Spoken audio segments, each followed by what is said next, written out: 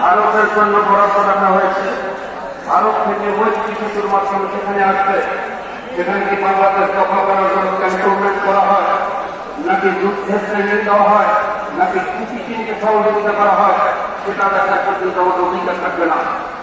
এরকম ভাবে আজকে পরিবেশের সবাই দিয়ে বাংলাদেশের পাথর উত্তোলন করেছে, ভারতের পাথর রাখার ব্যবস্থা করা হয়েছে।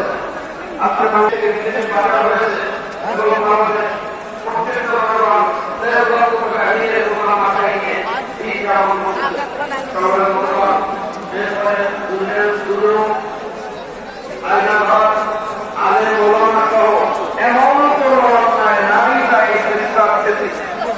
সরকার করেনি।